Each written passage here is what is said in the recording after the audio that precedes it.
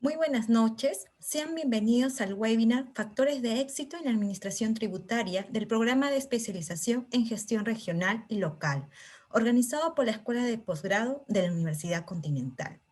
Nuestro programa te brindará conocimientos y experiencia de gestión territorial y competencial para el desarrollo eficaz y eficiente del servicio público.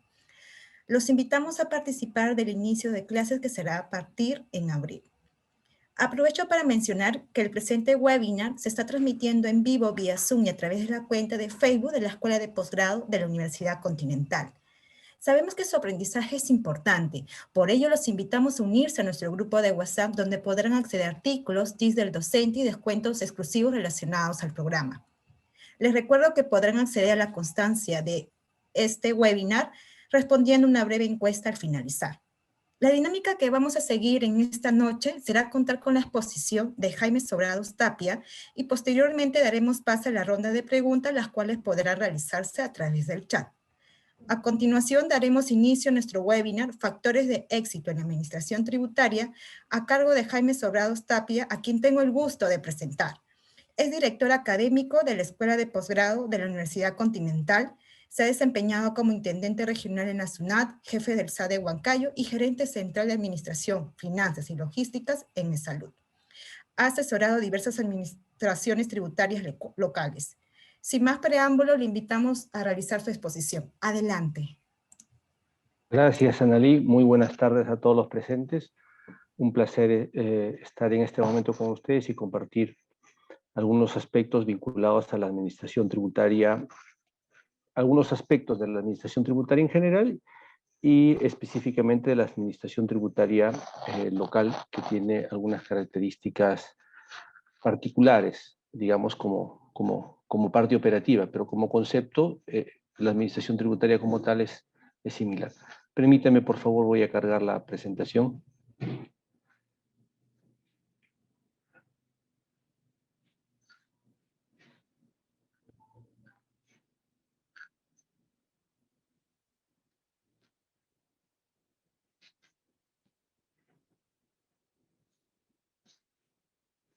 Analí, ¿están viendo la presentación? Sí lo estamos viendo, pero si puede colocar en pantalla completa, por favor. Ya, ok. A ver, un momentito. Hay algo que no está funcionando bien. O en todo caso, nosotros lo podemos proyectar, si le parece. A ver, dame un minutito y yo te Sí, no digo. se preocupe.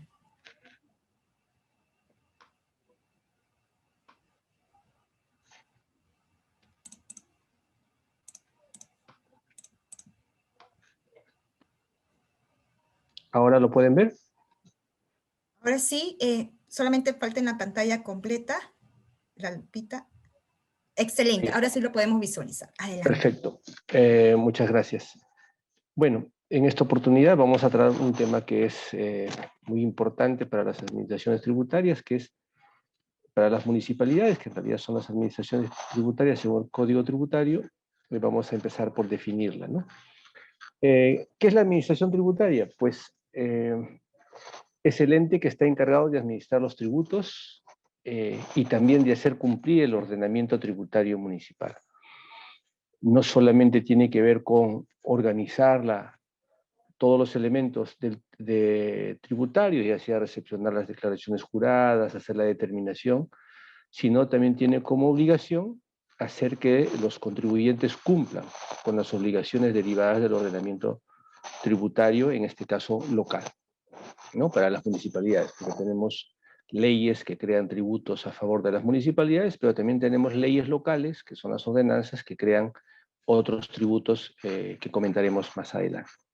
Entonces, la administración tributaria es el ente encargado de hacer este proceso de administrar los contribuyentes, recepcionar las declaraciones, liquidar el impuesto, registrar las operaciones, reportar las operaciones, y también tiene la obligación, como función hacer cumplir con los contribuyentes para que cumplan con sus obligaciones. Y vamos a ver, tiene algunas facultades que la ley le otorga a la administración tributaria.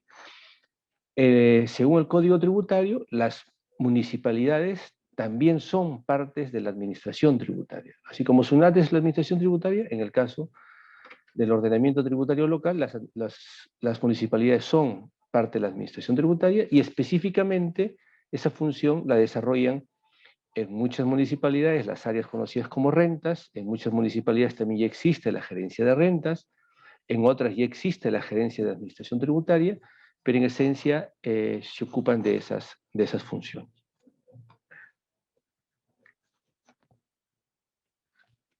¿Cuál es el fin básico de una administración tributaria? Pues es proveer de los recursos necesarios para un adecuado funcionamiento de un gobierno local. Si fuera el gobierno nacional, pues esa es la función que tendría que tener la SUNAT.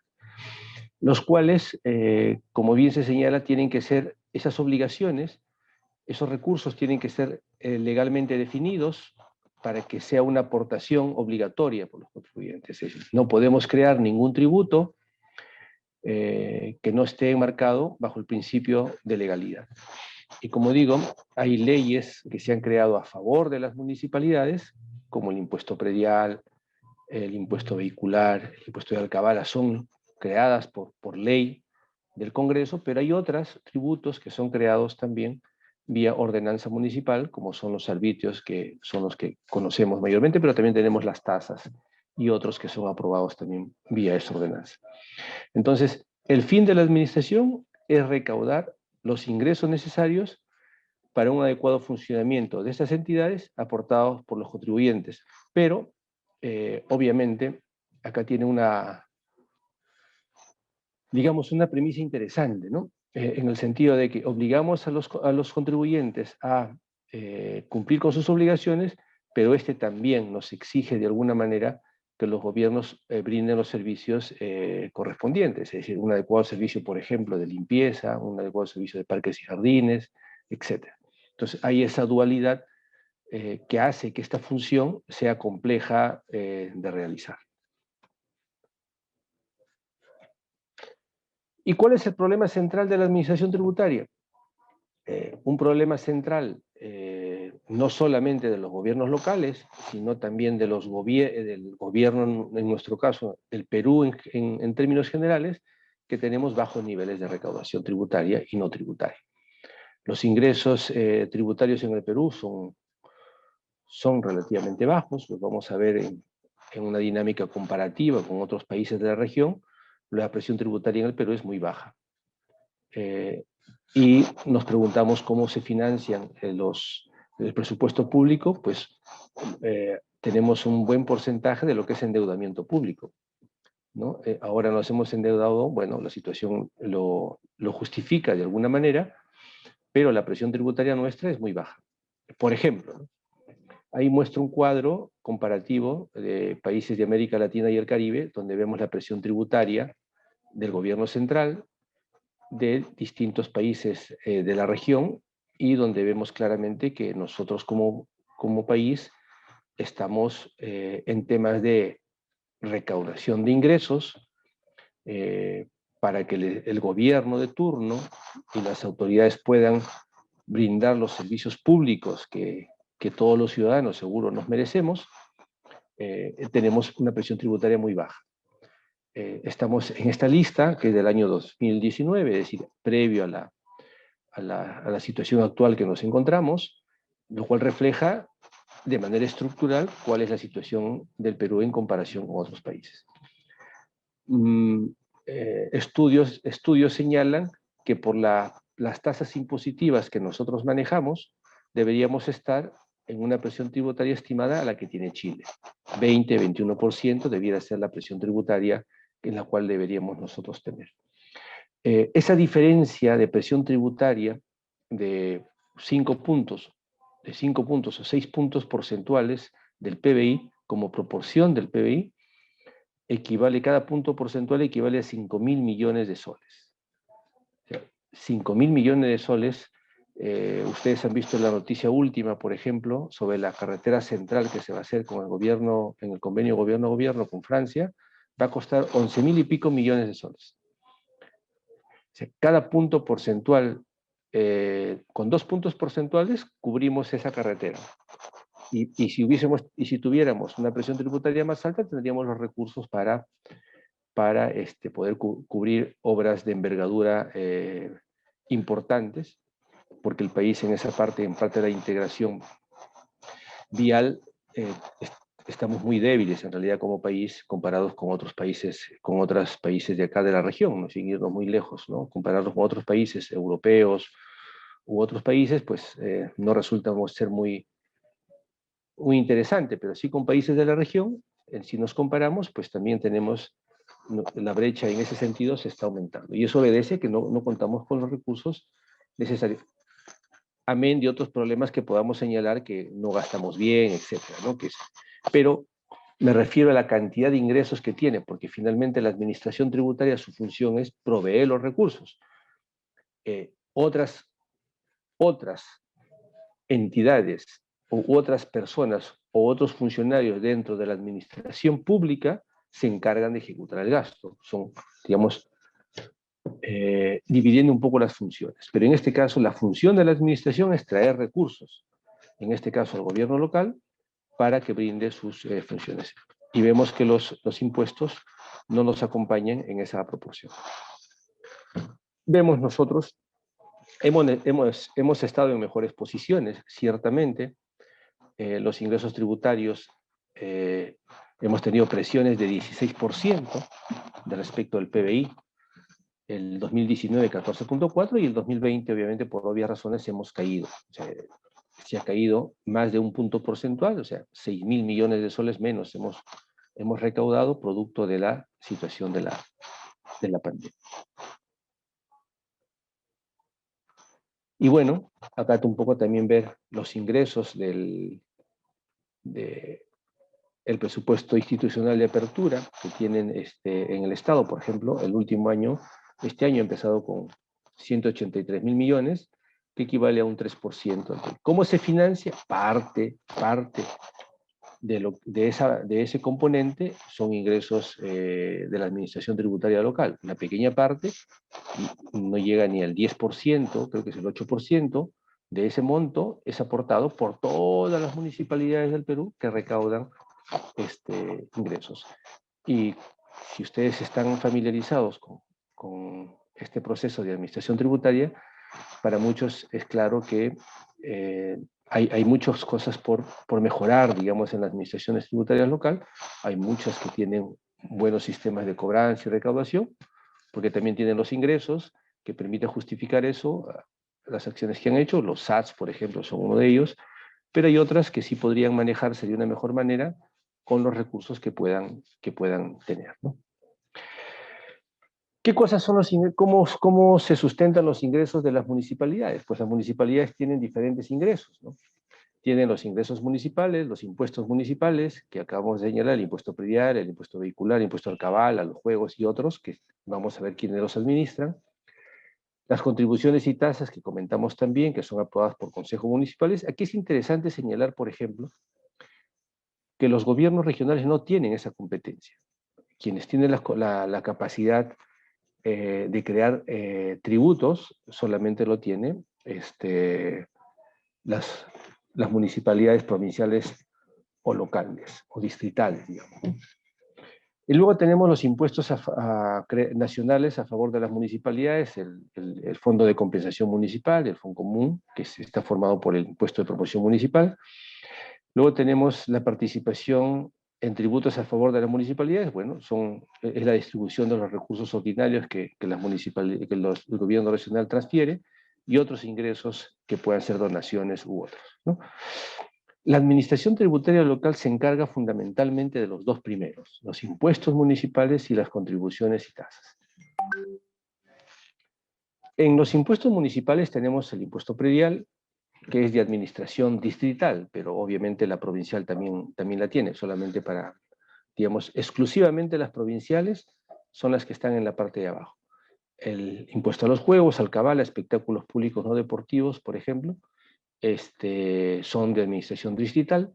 El impuesto de alcabala, por ejemplo, si es que hay un fondo de inversión que se cree en una provincia, el 50% de ese fondo se va a ese fondo de inversión y el otro 50% lo maneja. Es el caso del de la Municipalidad de Lima, donde tenemos ese fondo de inversión, donde las municipalidades distritales no administran ese tributo, simplemente reciben los ingresos derivados de esa transferencia que el SAD de Lima les reporta, ¿no? en función a la ley.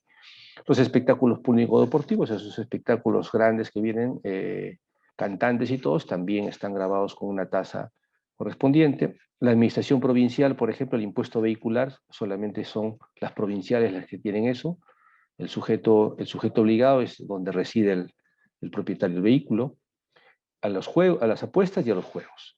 Todos son, digamos, lo estoy comentando porque todos estos son los elementos que la administración tributaria tiene que hacer cumplir, ¿no? Los contribuyentes que están sujetas a estas obligaciones es lo que la administración tributaria se enfrenta para poder cumplir, que estas personas cumplan adecuadamente sus obligaciones.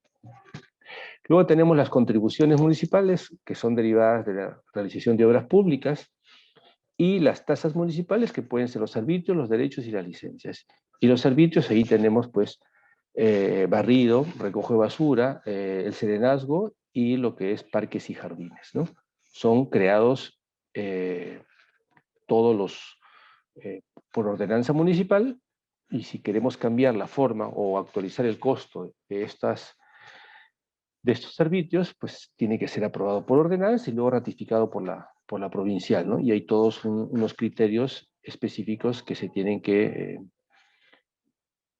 digamos, respetar para que esas tasas sean adecuadamente creadas. Luego la administración tributaria tiene retos importantes en el marco de lo que acabamos de señalar, en el marco de las funciones. La administración tributaria tiene retos. ¿Cuáles son esos retos que tiene la administración tributaria? Que se llaman brechas de cumplimiento. Es decir, la administración tributaria en realidad se organiza, o su función central para cumplir el fin básico que acabamos de señalar, su función es cerrar esas brechas de cumplimiento, y las vamos a mencionar. Entonces, por ejemplo, un primer gran universo que existe se llaman los contribuyentes potenciales.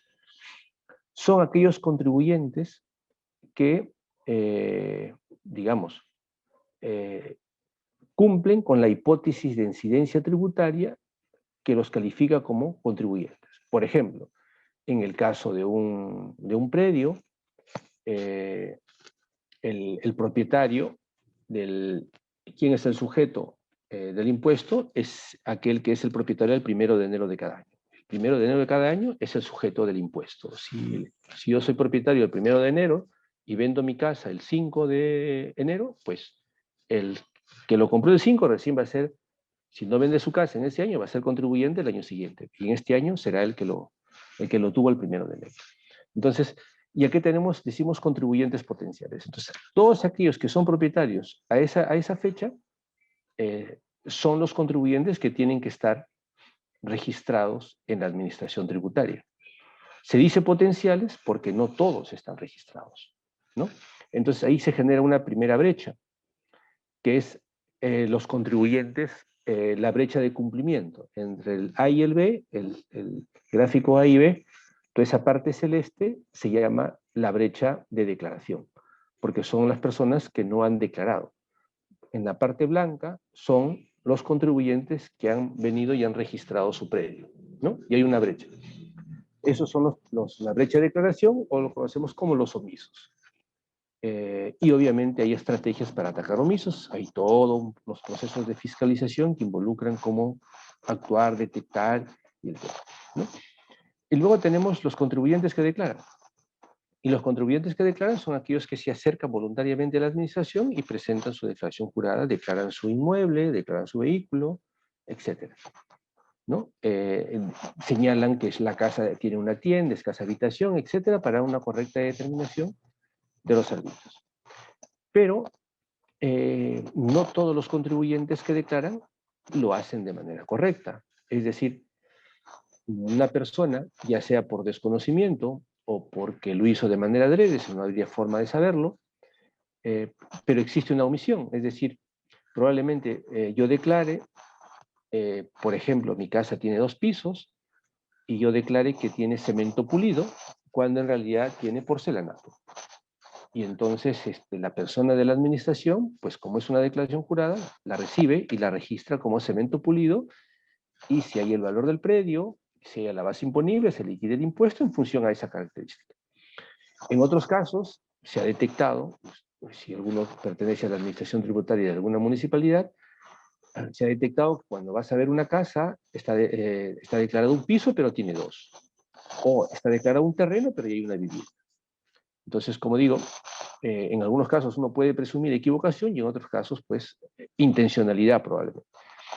Entonces, son los contribuyentes que declaran y los contribuyentes que declaran verazmente. Pero dicho esto, hay contribuyentes que declaran verazmente, pero se determina el impuesto a pagar, pero muchos de ellos no lo pueden pagar.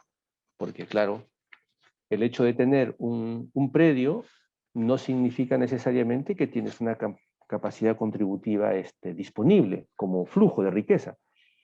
Uno de los cuestionamientos a gravar el patrimonio inmobiliario es que no necesariamente es un indicador fijo de capacidad contributiva, porque es un indicador de riqueza, porque tú tienes un inmueble, pero no es un indicador de flujo de riqueza, porque probablemente ya estás jubilado y no tienes los ingresos para aportar los tributos que te genera haber generado una propiedad cuando eras joven, ¿no?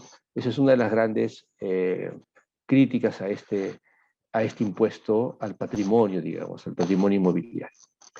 Y finalmente tenemos a los contribuyentes que pagan. Entonces, si se dan cuenta, en esta brecha, la administración tributaria se organiza para cerrar estas brechas, para detectar a los omisos, fiscalizamos a los que han declarado para verificar que han declarado correctamente, o sea, digamos, corregir la brecha de veracidad, y nos dedicamos a cobrar a aquellas personas que nos han dicho que nos deben 100 soles, pero que nos han pagado 50 o no nos han pagado porque las circunstancias no lo permiten, o porque, bueno, hay personas que no quieren pagar pero tienen dinero y, bueno, hay que cobrarlas. Entonces, y hay una diferencia en esa parte. Entonces, son la diferencia entre los contribuyentes que pagan y los contribuyentes que han declarado que nos deben, pero que no nos han pagado. Entonces, tenemos brecha de omisos, brecha de veracidad y brecha de pago, que son las tres grandes brechas que hay que administrar en una administración tributaria. Y la administración tributaria, su organización, su estructura orgánica, responde a esas dinámicas, digamos, de estas brechas. ¿Qué facultades tiene la administración tributaria? Pues la administración tributaria tiene varias facultades, ¿no?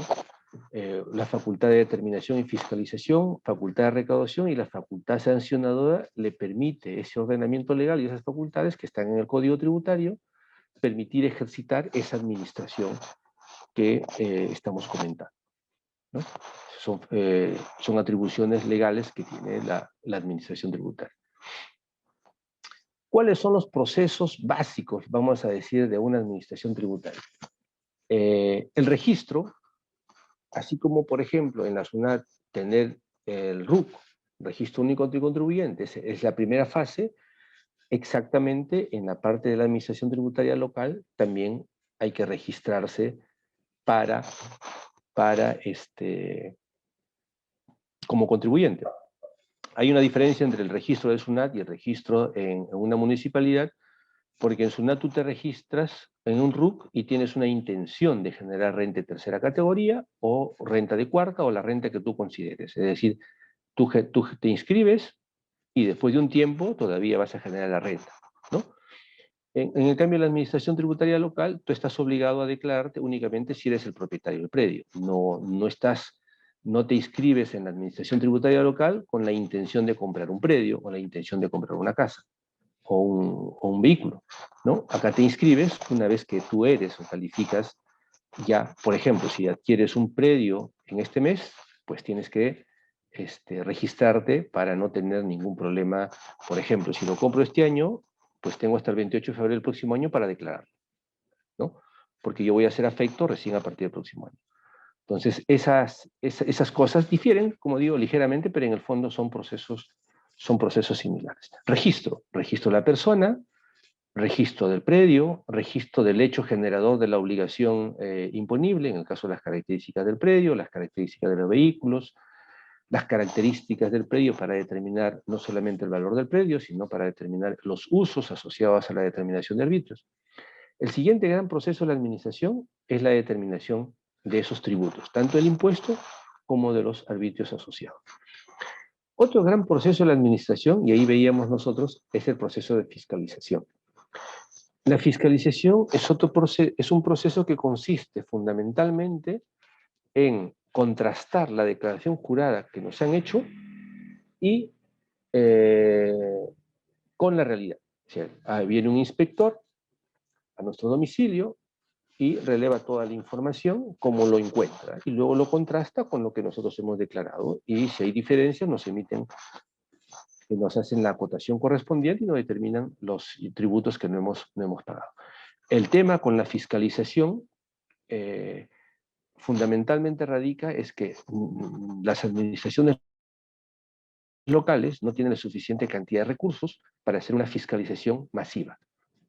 A ustedes que, si algunos son propietarios de predios, etcétera, probablemente pues, no recuerden mucho cuándo le ha llegado el último fiscalizador a revisar el predio, ¿no? O sea, el ratio está una vez cada 7 años, una vez cada 10 años, es bien. Entonces, la función fiscalizadora tiene que ser muy bien trabajada para que el impacto de esa acción se traduzca en recaudación, ¿no? Y la fiscalización tiene un elemento central que es el concepto del riesgo. Eso se puede desarrollar más adelante. Luego tenemos el proceso de recaudación. Este proceso de recaudación es un proceso muy importante porque es el proceso que facilita al contribuyente que la administración pueda hacerse de los pagos que quiera hacer. Entonces, si uno va a una municipalidad, no sé si les ha pasado, pero si uno va a pagar y tiene que hacer una inmensa cola, hasta uno se puede desanimar de pagar.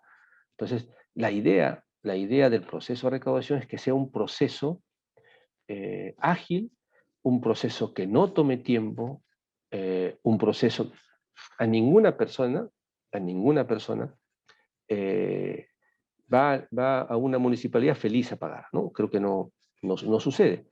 Entonces, si bien es cierto, es una obligación, pues nadie la hace seguro feliz, ¿no? La hace porque tiene que hacerle, porque tiene que contribuir con la sociedad y porque hay un proceso de control que si no los hace te pueden sancionar o te van a cobrar eventualmente coactivamente. Entonces lo hacemos porque tenemos ese tema, ¿no? Y sabemos y somos conscientes de que si las instituciones públicas no recaudan, pues los servicios que pueda recibir yo de las carreteras, servicios públicos o la policía, etcétera, pues no van a ser de los mejores y por lo tanto es una contraprestación indirecta, pero es el reflejo de los recursos que tiene la sociedad. Entonces, ese proceso debe ser el más fácil y debe ser el que tome menos tiempo. Luego tenemos los procesos de cobranza, es decir, las personas que vienen y no nos pueden pagar, pues es obligación, como decíamos, de la administración tributaria, hacer los cobros, ¿no? Eso implica, pues, hacer recordatorios de pago, implica emitiendo las órdenes de pago, implica emitir resoluciones de determinación en caso de fiscalización, y en el último de los casos, iniciar un proceso de cobranza coactiva si el contribuyente no lo hace. Las normas legales habilitan a todo este proceso a la administración tributaria. Luego tenemos otro proceso que también es importante y que tiene que ver también con la calidad de servicio, es el proceso contencioso y no contencioso, que está vinculado a los procesos de reclamación y apelaciones y a los procesos de devolución que suceden también en la administración tributaria.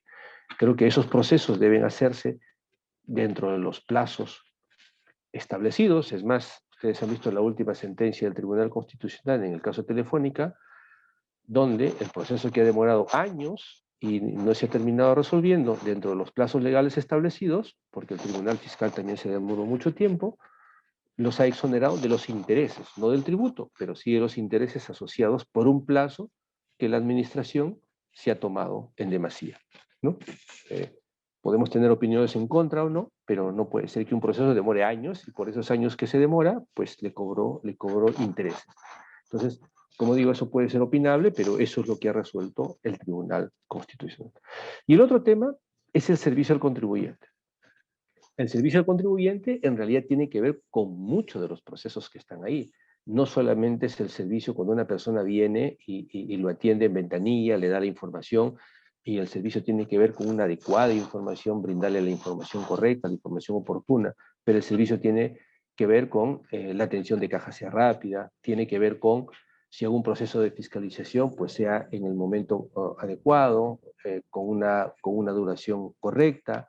Si hago, por ejemplo, inducciones de pago y la gente viene a pagar, pues no hago que hagan colas, ¿no? Por ejemplo, en las épocas de vencimiento, los vecinos hacen unas colas inmensas. Pero claro, hay que ir y cumplir con la obligación, pero nosotros debemos estar preparados de hacer que una persona no esté parado pues un tiempo, ¿no? Si tengo cinco ventanillas, para esas fechas yo procuro tener 20 ventanillas o cajas para poder agilizar el pago de obligaciones de los vecinos cuando van a pagar. El servicio al contribuyente es un proceso que está inmerso en diferentes momentos en la administración tributaria. ¿Y cuáles son las claves de éxito para esta, que es un poco la materia que quería conversar ahora? ¿Qué cosa es lo que finalmente determina que una administración tributaria sea exitosa, ¿no? Con carácter general, un buen sistema tributario. Un buen sistema tributario implica que los tributos tienen que ser eficientes en el sentido económico, es decir, no debe distorsionar los precios relativos, que los tributos tienen que ser de fácil administración, es decir, no puede tenerse un sistema o una política tributaria con tributos donde sea muy engorroso su cumplimiento.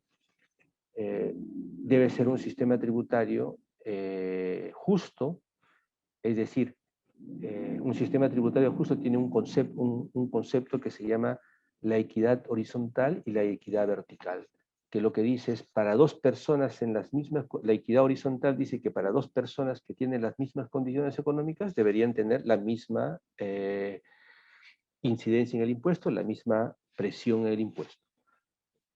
Y también tiene una equidad vertical que dice que si para dos personas tienen diferentes niveles de capacidad contributiva o diferentes niveles de ingreso, pues la presión tributaria de ambos tiene que ser diferente, ¿no? Tratamiento igual a los iguales y tratamiento desigual a los desiguales es una premisa dentro de la administración tributaria. Esas son las características del sistema tributario como tal. Luego tenemos un concepto ya para la administración tributaria, es la autonomía de la gestión. Y lo pongo como énfasis ahí porque cuando una administración tributaria, y no debería serlo, o sea, sí debería ser autónoma, cuando designa al jefe de rentas o el gerente de administración tributaria, tiene por principio, de ese principio de equidad y justicia, tratar a todos por igual, sin discriminar a este sí, a este no, ¿no? ¿Y por qué digo autonomía de gestión? Porque para nadie es un secreto, es más, los que hemos trabajado en gobiernos locales sabemos eso, que muchas veces la autoridad política interviene en la gestión de la administración. Probablemente no le cobres, probablemente dale facilidades que de repente no están contempladas, etcétera, ¿no? Cosas de ese tipo que hacen que la gestión no sea lo suficientemente técnica e equitativa para todos. ¿Ya? Ese es un tema. Y aparte, en autonomía de gestión, que tiene que ver con el apoyo político, lo que estaba comentando, tiene que ver, por ejemplo, con la autonomía económica, administrativa y financiera. Una administración tributaria en una municipalidad compite, y sabemos que muchas municipalidades no tienen suficientes recursos, una administración tributaria compite con desarrollo urbano, con desarrollo económico, cuando necesita recursos para generar campañas de fiscalización, para generar de repente las propagandas para el vencimiento, o cualquier otra, o fortalecer sus áreas de fiscalización con instrumentos de medición, etcétera. Compite porque tiene recursos escasos para, con otras unidades de la municipalidad. Entonces, esa parte, esa autonomía económica presupuestal, no la tiene. No la tiene porque compiten con otras, ¿no? Otro elemento central de la administración tributaria, que es clave del éxito, es el uso intensivo de tecnologías de información. Ya para este año y en este ciclo, el uso de la tecnología, y creo que en todo orden de nuestras vidas, es esencial. Pero el uso de tecnología es crítico en una administración tributaria, porque finalmente lo que hace la administración tributaria es administra cuentas corrientes de los contribuyentes. Nosotros todos los años vamos a la municipalidad y nos genera una cuenta corriente, por ejemplo, el predial de 4 cuotas. Es una cuenta corriente que tiene que ser adecuadamente administrada. Si no la pago, me emitirán mi orden de pago. Y si no la pago, pasará a un proceso de cobranza coactiva. Pero si voy a caja y lo pago, tendrán que descontar mi saldo, etc. Entonces, el manejo debe ser muy, muy seguro y con alta tecnología. Pues no todas las municipalidades tienen tecnología moderna, ¿no? Algunas ya han migrado, algunas ya tienen, en Lima tienen su sistema de administración tributaria con tecnología web, pero muchas municipalidades, en Lima incluso, pues tienen todavía con tecnología de hace 20 años o 25 años, el Fox Pro famoso, todavía se sigue utilizando, y son sistemas que no son seguros, ¿no? Son sistemas que no son seguros. Pero por razones que a veces no se entiende cuál es el círculo virtuoso de la administración tributaria, no se la fortalece. Creemos que invertir en la administración tributaria probablemente no sea suficientemente arreglable, cuando es en realidad desde el punto de vista del retorno, si queremos medir como inversión que hagas en la administración tributaria, probablemente sea lo que más te genere, ¿no? Si tú inviertes, por decir, no sé, 50.000 soles en modernizar algo de tecnología en tu administración tributaria, espera que en los siguientes meses retorne un proceso mayor. Esos 50.000 soles probablemente se recuperen casi inmediatamente con un adecuado control, seguimiento, con un sistema que te permita controlar mejor las obligaciones, que te permita recordatorios automáticos, etc. Esos procesos se mejoran, ¿no? Pero eso en muchos no se entiende, ese círculo virtuoso. Si no le doy recursos a la administración tributaria, estos tampoco me van a poder articular procesos probablemente mejores para mejorar la captación. Otro elemento central de la administración tributaria también es la vocación de servicio, el personal capacitado con vocación de servicio. Y digo personal capacitado porque la dinámica en los gobiernos locales es una dinámica que se da también en las entidades del gobierno central, pero creo que es con un mayor énfasis en los gobiernos locales. Cada vez que hay unos cambios de autoridad municipal, pues salen todos los que pueden salir y ingresan nuevos, ¿no? Entonces, el personal no necesariamente está capacitado para desarrollar ciertas funciones, pero si no lo está, creo que es importante que se capaciten, ¿no? Que entren en este proceso de formación para que hagan este adecuado servicio. Otro elemento central es la infraestructura adecuada. Siempre es necesario que tanto los trabajadores como los vecinos, los contribuyentes que van hacia la administración, pues tengan un lugar adecuado donde acercarse y cumplir con sus obligaciones. Y el otro, el apoyo político que le decía, que está vinculado a lo que comenté inicialmente, que es que la autoridad política debiera dejar actuar a las personas que dirigen la administración tributaria con la autonomía técnica que se requiere. Dicho esto, sí es interesante ver un pequeño modelo de desarrollo organizativo en el cual podamos nosotros, ¿no? ¿Cómo quisiéramos nosotros desarrollar la administración tributaria? Podemos nosotros elegir una o dos variables de las que nosotros consideremos, estas son las que consideramos que son los factores de éxito que puede tener una administración, y identificamos dos variables dicotómicas, una que la tenga y otra que no la tenga, y luego hacemos un pequeño modelo para explicar algunos desarrollos organizativos que han habido. Por ejemplo, autonomía de gestión administrativa, presupuestaria, económica y financiera. Una primera variable es que no tiene autonomía de gestión, y la otra segunda, AG2, no tiene autonomía de gestión. Y personal capacitado con vocación de servicio, dice personal no capacitado y personal capacitado. Y con estas dos variables uno tiene varios escenarios. Y uno de los escenarios que podemos visualizar acá son donde tenemos personal capacitado y la autonomía de gestión 2, que significa que tiene autonomía de gestión. Ese cuadrante es el cuadrante donde se desarrollaron los SATs. Los SATs han tenido muchas formas, porque justamente,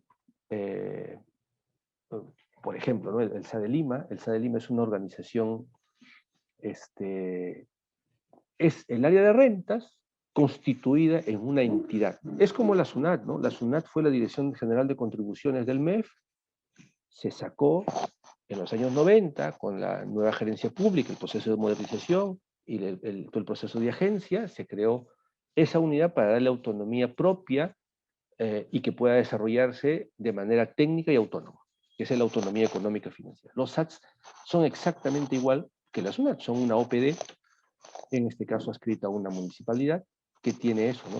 Su mandato claro es generar la mayor cantidad de recursos y para eso se organiza.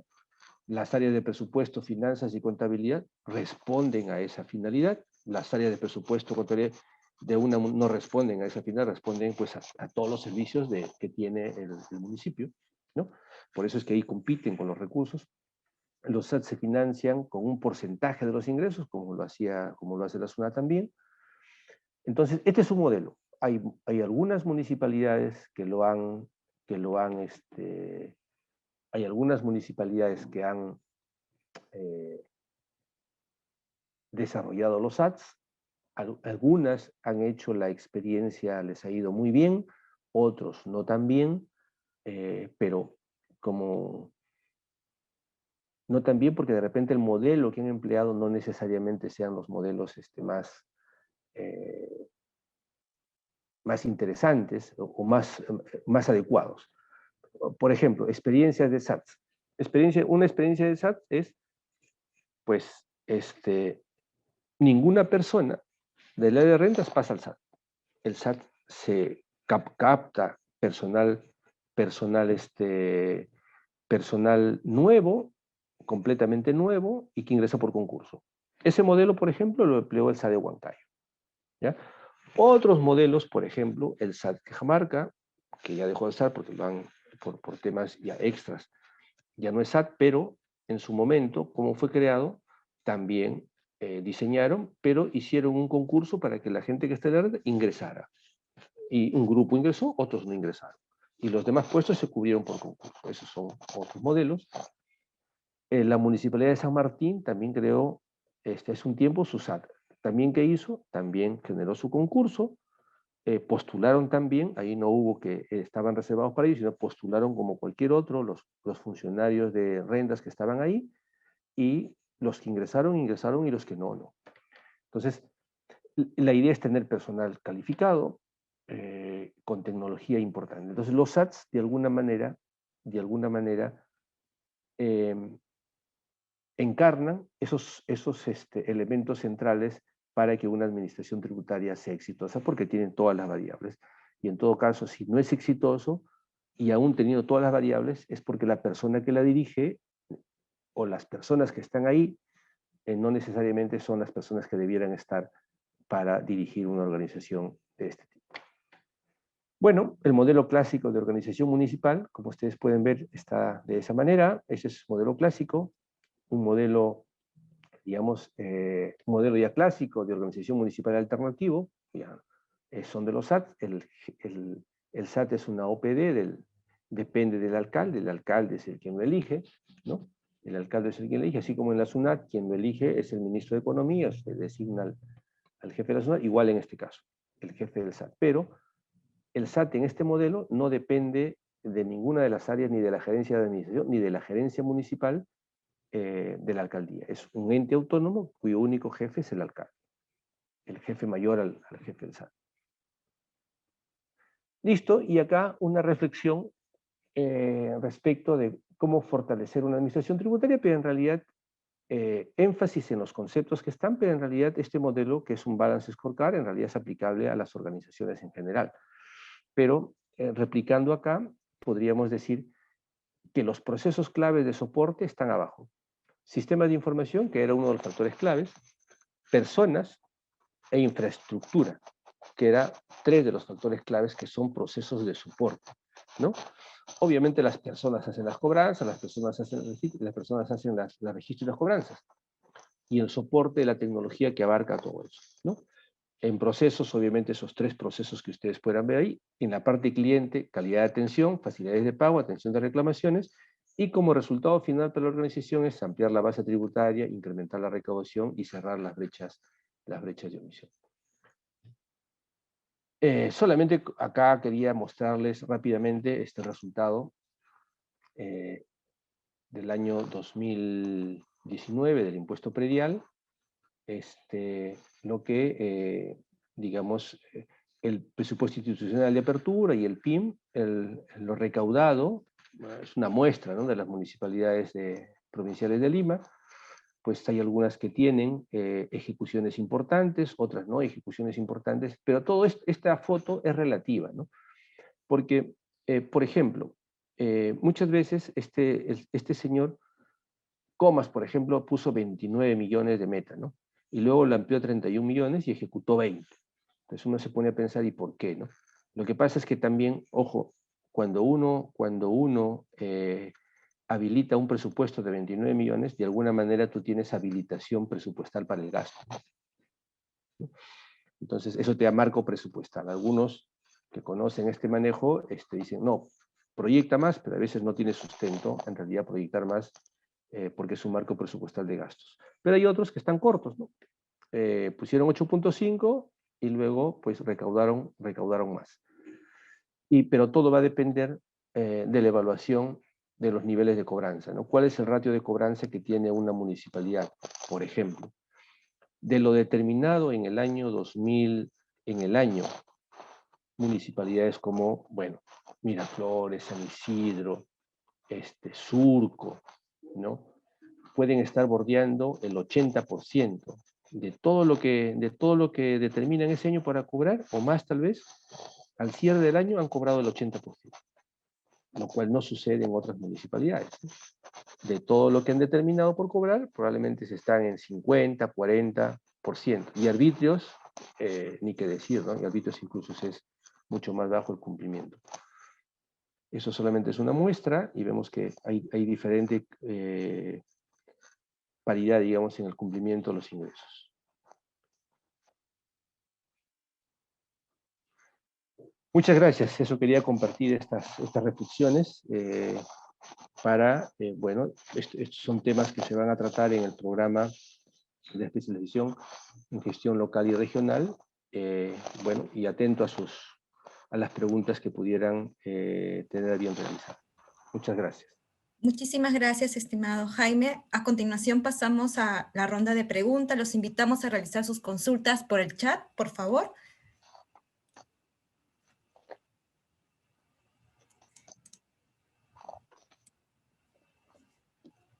Vamos a esperar unos segundos para que puedan ir comentando en el chat.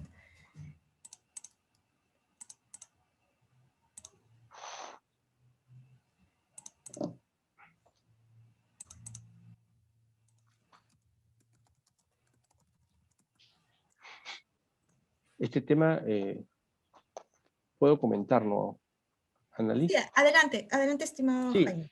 solamente como comentario, ¿no? En el programa del gobierno regional y local, obviamente hay este módulo de administración tributaria porque es importante dentro de la dinámica de todo lo que se gestiona en una municipalidad y un gobierno regional, tener claros estos conceptos, pero también hay programas más específicos donde se tratan toda la dinámica a un nivel de detalle súper detallado que también la escuela de posgrado tiene, ¿no? Nosotros tenemos un programa de gestión pública y administración tributaria local con el SADE Lima, que también es un programa que nosotros lo tenemos y que las personas que estén interesados pueden hacer sus consultas por la página web que está disponible. Pero este es un programa que no solamente ve ese tema, sino es un programa que abarca muchas de las funciones propias de la administración tributaria.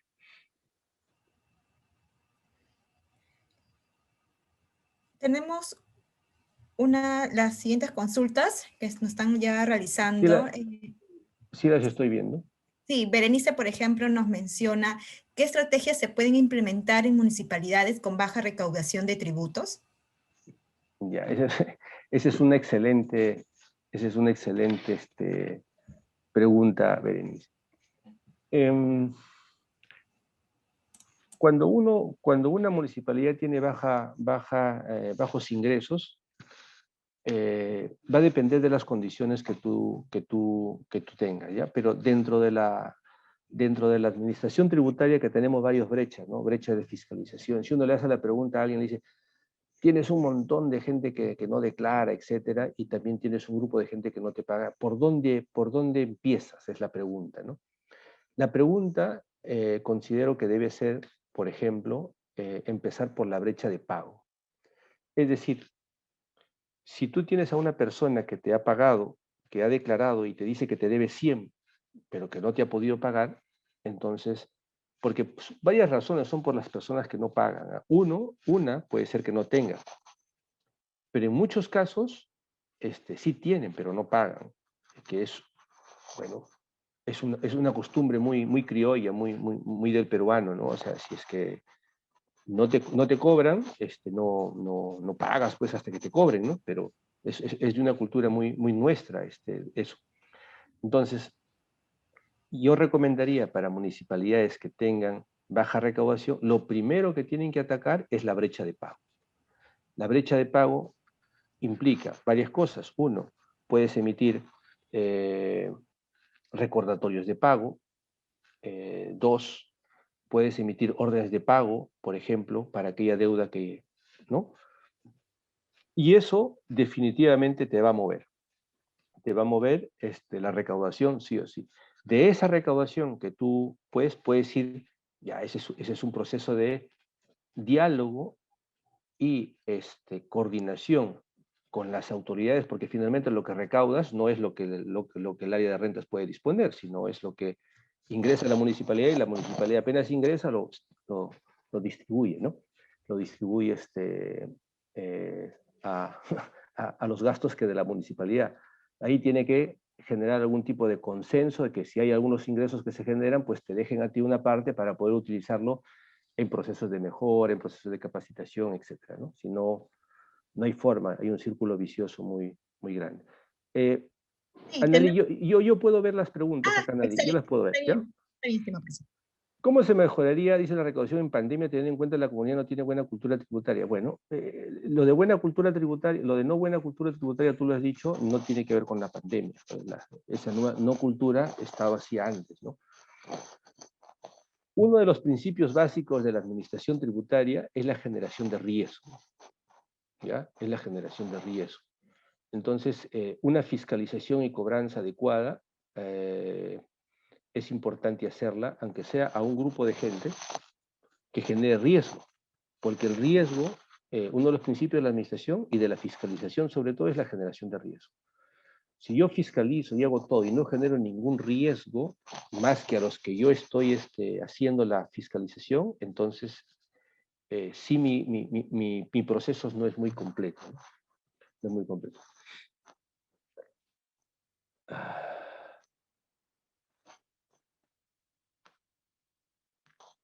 Cuando un predio construido, no sé, dentro del plano catastral urbano, pagará como predio urbano. Bueno, si no está dentro del plano catastral urbano y está fuera, será como un predio rústico, ¿no? Porque, por ejemplo, hasta una calle puede ser urbano y lo demás es rústico. Si esa parte está en rústico, pues hay que declararlo como rústico.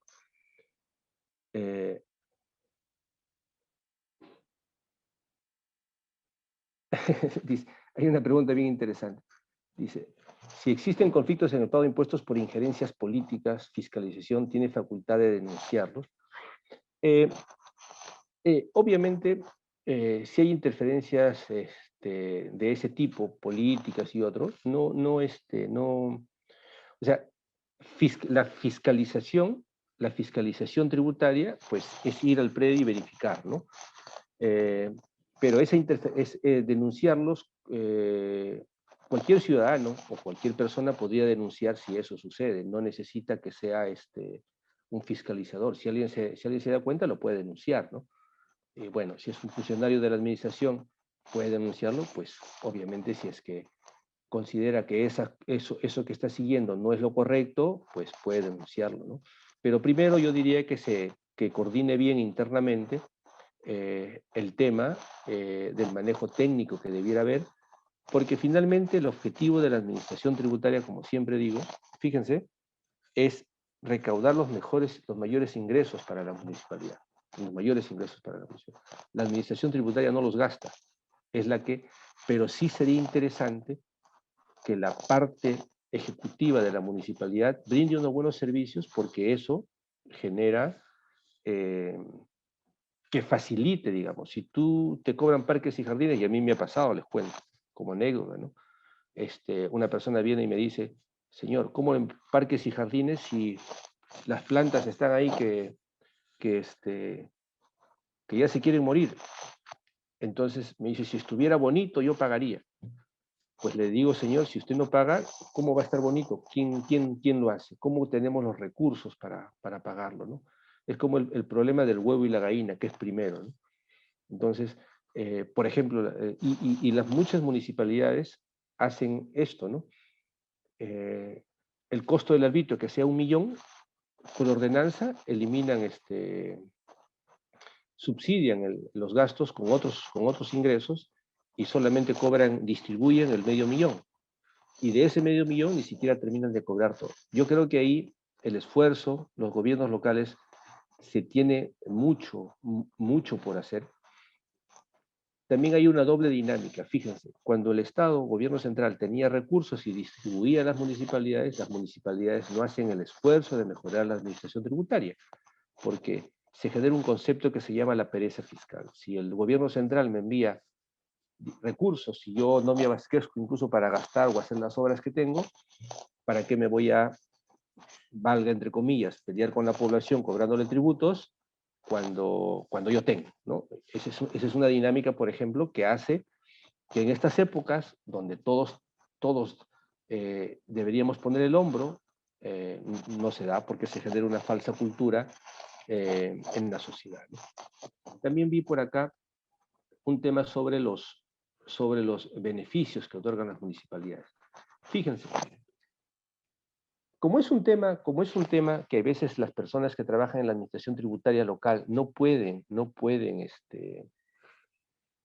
evitar, porque así funciona, ¿no? El alcalde deciden hacer un beneficio, etcétera. Pero yo creo que unos beneficios bien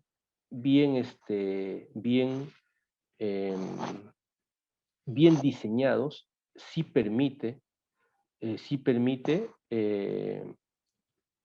mejorar el cumplimiento de obligaciones, ¿no?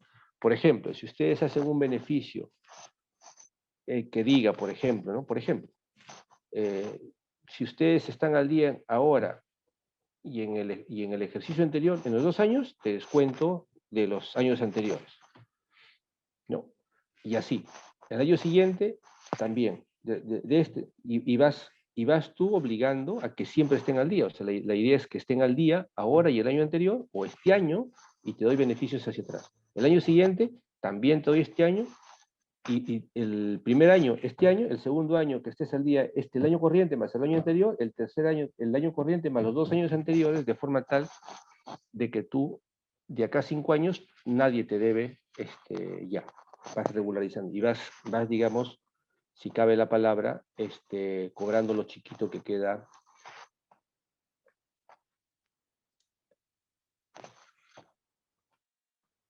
Aquí el tema de ¿se puede implementar un peaje de contribución para el mantenimiento de asfalto de carretera? Creo que ese es otro, tiene que ver ya con otra dinámica. Las contribuciones tienen que ver básicamente en la que los que manejan las municipalidades tienen que ver con cosas, por ejemplo, asfaltado, veredas, ¿no? Contribución de obras públicas donde los beneficiarios sean de alguna manera los involucrados. Ahí hay que hacer un análisis legal interesante para ver si calza. Yo creería que no, pero no se descarta si las personas porque el tema de digamos, de las carreteras, los beneficiarios son muchas personas, ¿no? Pero, por ejemplo, lo que es veredas, si es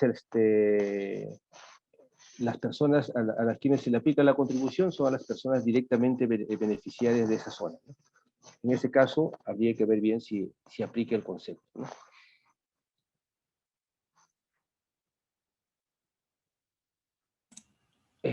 Bueno, aquí hay unas personas que hablan sobre cuáles serían los parámetros para determinar la calidad agrológica. Y la verdad que ahí sí, yo creo que en esa parte habría que ver pues, a especialistas, ¿no? Para el tema.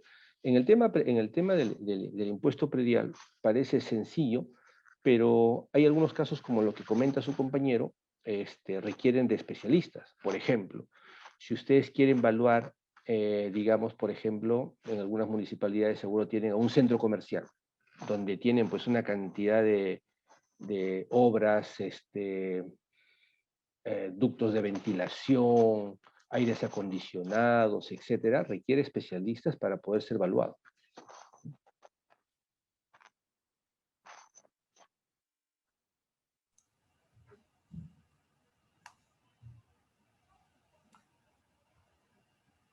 Ya. El predio, si el predio es rústico, digamos, tiene que ahí determinarse también el valor de la construcción. Ahora, tiene que hacerse una similitud respecto de hay que evaluar qué características se les va a aplicar, ¿no? Una característica cercana a la zona donde está el predio, ¿no? Similar, por ejemplo, a cuando sucede cuando los aranceles de terrenos, cuando no está el arancel de terreno definido, pues se le aplica el que está más próximo a la zona, ¿no?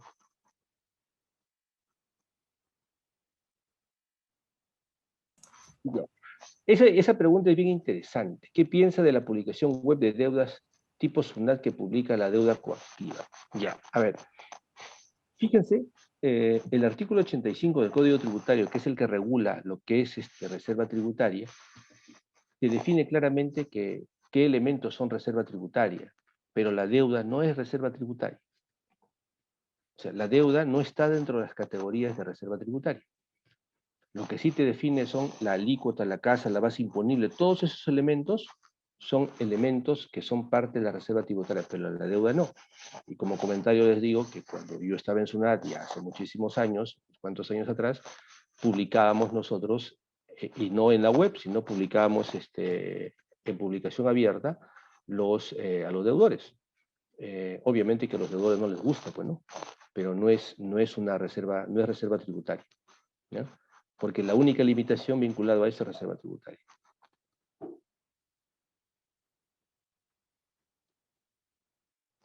Claro, pero en el caso del SAE de Lima, no publica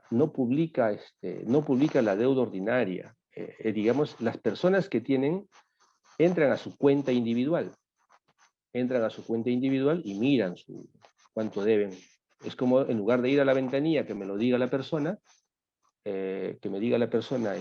cuánto es mi deuda, de qué debo, entonces yo ingreso nada más y miro en la web cuánto debo. Entonces ahí no hay una publicación, sino es una facilidad para el administrado de consultar sus obligaciones, ¿no? Como digo, no es una publicación, ¿eh? Es un acceso que a mí me dan para poder ver mi obligación. Sí, es legal, claro, porque no están haciendo nada que esté, solamente te están diciendo, si quieres consultar, en lugar de que vengas a la ventanilla, lo puedes hacer desde tu teléfono, con tu usuario y clave, ingresas y puedes ver qué estás debiendo, ¿no? Es parte, en realidad, de mejorar la calidad del servicio a los administrados, a los contribuyentes. En la época de la tecnología, pues resulta casi inconcebible irse hasta las oficinas del SA de Lima, al centro de Lima, a pedir información de eso, ¿no? Cuando podrían darnos ese servicio con un usuario y clave con la debida seguridad de entrar, ¿no?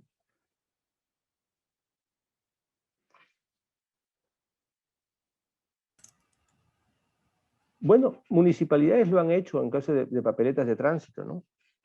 las papeletas de tránsito sí han hecho amnistías de papeletas de tránsito, ¿cuántas pueden pagar, no? Pues sí han hecho amnistías de papel. O sea, reducir el cobro, pagas el 50%, 40%, sí los han hecho en muchas municipalidades ese tipo de amnistías, ¿no? Sí lo han hecho. Listo, Analí. Muchísimas gracias. Gracias por las Muchísimas preguntas. gracias a usted y también Los por... invitamos a participar en el programa que seguro que vamos. Claro que sí, y antes de dar ya la presentación del programa, quisiera mencionar que estamos compartiendo en el chat el enlace de la encuesta, la cual estará disponible solo el día de hoy. Recordarles que la constancia saldrá con los nombres y apellidos ingresados en la encuesta y serán remitidos a sus correos en un plazo máximo de 30 días posterior al webinar. Y asimismo también los invitamos a nuestro grupo de WhatsApp, donde podrán hacer artículos, tips del docente y descuentos exclusivos relacionados a nuestro programa. Bueno, continuando con nuestro webinar, lo invitamos, estimado Jaime, para que nos pueda hablar acerca de nuestro programa de especialización en gestión regional y local. Claro, claro que sí. A ver, un momento, voy a compartir. Ahí, excelente.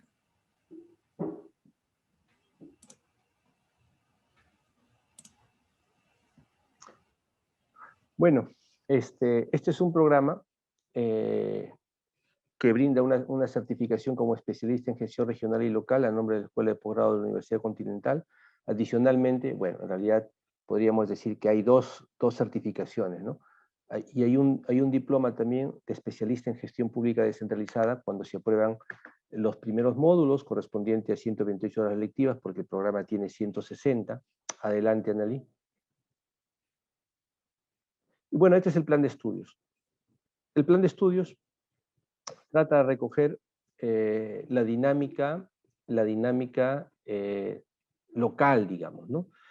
Políticas públicas de nivel nacional y regional, todo el proceso de integración de las políticas que se dan a los diferentes, en los 3 niveles de gobierno, la articulación, el enfoque territorial, que es muy básico en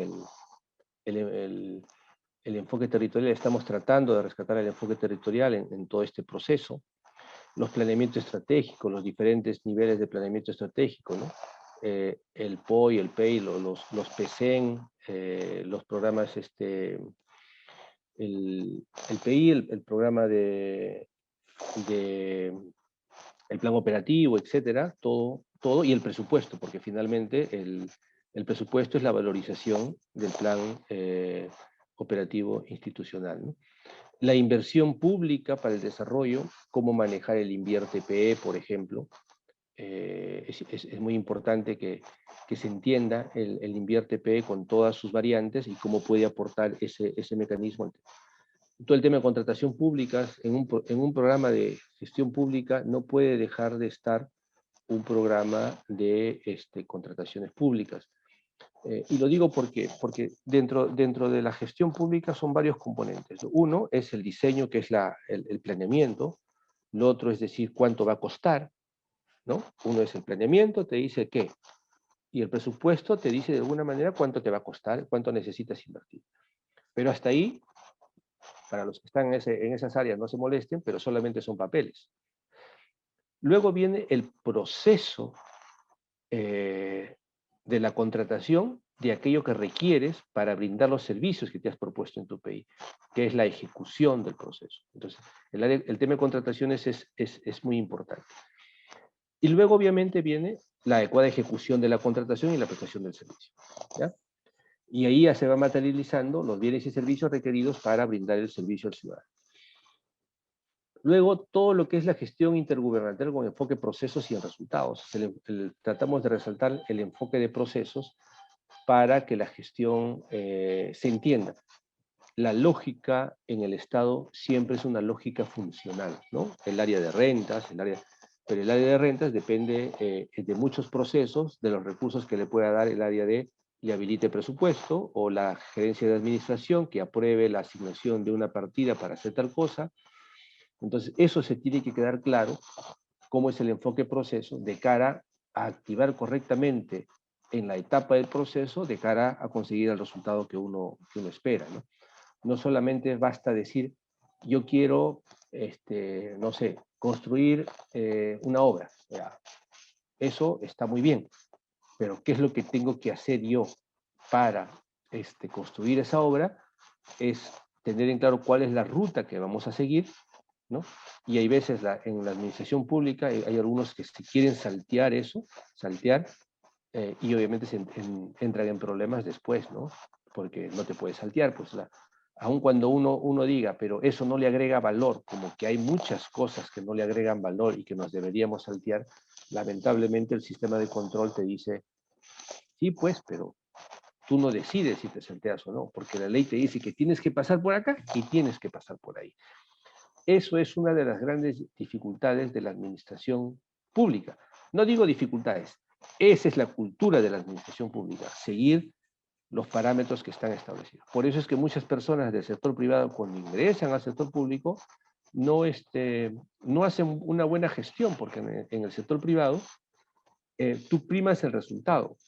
Y si tú te tienes que saltear algo, porque consideras, y no le afecta, no le agrega valor o no le quita valor que vas a hacer, lo salteas y no pasó nada. Y el resultado lo tuviste probablemente ahorrando recursos o en menor tiempo. Ese ahorrar recursos y ese menor tiempo, si tú lo haces en la administración pública, no te premian, te castigan, ¿no? Eso es lo contradictorio de la administración pública, pero así funciona. Y es importante que los que trabajan en la administración pública lo conozcamos. Lo conozcamos no para no hacer, sino para saber qué hacer, para saber a dónde ir, para saber si yo quiero hacer algo, antes de empezar tengo que pelearme por el presupuesto, porque si yo puedo desarrollar todo lo que quiera, pero si no hay presupuesto, ahí se queda. Pero si yo primero verifico el presupuesto, el proyecto, va a haber presupuesto, desarrollo el proyecto, ya sé que el presupuesto está comprometido, etcétera, a nivel de gestión, ni siquiera a nivel de partidas presupuestales, pero a nivel de decisión en un gobierno, eso se va a dar, avanzo y voy caminando. Pero si no, yo puedo hacer mis perfiles, todas las cosas, pero no tiene presupuesto, entonces se queda para esperar, ¿no? Se queda para esperar. Y eso, obviamente, requiere un nivel de coordinación muy importante. Bueno, la administración tributaria local, que es para solucionar algunos problemas de ingresos que acabamos de conversar, conocer toda la legislación, cuáles son las potestades, facultades que tienen los gobiernos locales y municipales, que muchas veces aún no terminamos de apropiarnos claramente de todas las competencias que se tienen. La ley orgánica de municipalidades es muy potente. Y luego tenemos los modelos de descentralización Europa y América Latina para entender un poco dónde nos ubicamos nosotros, ¿no? Porque a veces hablamos, es una descentralización, es una desconcentración, ¿no? Prácticamente en los modelos de descentralización, cuando no hay una efectiva descentralización fiscal, es decir, donde los gobiernos locales no se apropien de su propio financiamiento, es decir, no sean autónomos financieramente, no existe para muchos teóricos una verdadera descentralización, porque finalmente va a depender siempre de la autoridad central. Entonces, quien tiene los recursos siempre es el que manda. Por ejemplo, y es el típico caso en el Perú de los sistemas administrativos. Nosotros tenemos a CEPLAN como sistema administrativo, pero CEPLAN no asigna ningún recurso. Y como no asigna ningún recurso, creo que ya solamente las entidades cumplen, bueno, porque hay que reportar eso, pero quien marca la pauta de qué es lo que se hace es el MEF, porque el presupuesto público tiene el control pues, de la asignación y lo que prioriza el Ministerio de Economía es lo que se termina haciendo y no lo que prioriza necesariamente ese plan, ¿no? Eso es un caso típico macro que hay que solucionar. Adelante, por favor. Entonces, esto es el plan de estudios. Adelante, Analí. Analí, ¿me escuchas? Adelante. Bueno, y bueno, quienes vamos a estar en este curso, en este programa, pues estará quien habla, viendo el tema de administración tributaria. Bueno, Marcelo Sedamanos, que ha sido gerente general de Servir por varios años, va a ver toda la parte de lo que es organización del Estado. Gustavo Guerra García, que es un especialista, consultor en temas de transporte público, ¿no? Y tiene todo el tema de formulación de proyectos. Adelante. José Luis Zabaleta ha sido un experto, ha sido gerente general del gobierno de la región de La Libertad, con bastante éxito, es gerente público, y obviamente tiene una experiencia muy buena desarrollando proyectos y articulando, ¿no? Las personas que tienen experiencia en la gestión propia local, estamos poniendo en este programa para que, digamos, no sea un discurso lejano, digamos, de lo que ustedes tienen como experiencia. Anthony Moreno es un especialista en lo que es inversión pública, ha trabajado en el MEF, es uno de los más reconocidos especialistas en el mercado en temas de inversión pública. El profesor Sandro Hernández es especialista en contrataciones, ha sido exdirector técnico normativo de los, es decir, que una garantía en ese tema, el conocimiento del tema de contrataciones. Adelante. Adelante, Analí. Solines, el tema de control. También tenemos a Johnny Sassfrisch, que todo el tema de lo que es el proceso de descentralización. César Poi, que también es otro especialista en inversión y en administración en temas financieros de municipalidades y también de gobiernos, de organismos del gobierno central. También es gerente público de Servir, magíster en administración. Listo, esto es la plana docente, yo creo que son personas que tienen experiencia. Bueno, creo que para muchos la Universidad Continental y especialmente su escuela de posgrado, pues es una escuela especializada en formación de servidores públicos. Tenemos más de 64 ediciones de maestría en gerencia pública, 208 programas de especialización en contrataciones, ¿no? Que en los últimos años,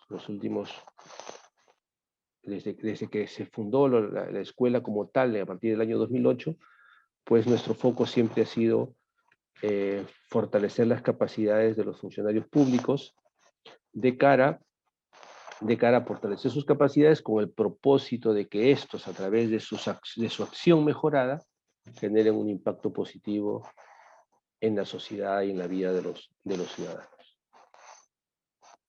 Adelante, Nelly. Listo. Muchísimas gracias. Muchísimas gracias. Muchísimas gracias a usted, estimado Jaime. De esta manera damos por concluido nuestro webinar, Factores del Éxito en la Administración Tributaria. Agradecemos la participación de nuestro ponente Jaime Sobrados y a todos ustedes que nos han seguido conectados por este Zoom y las redes sociales.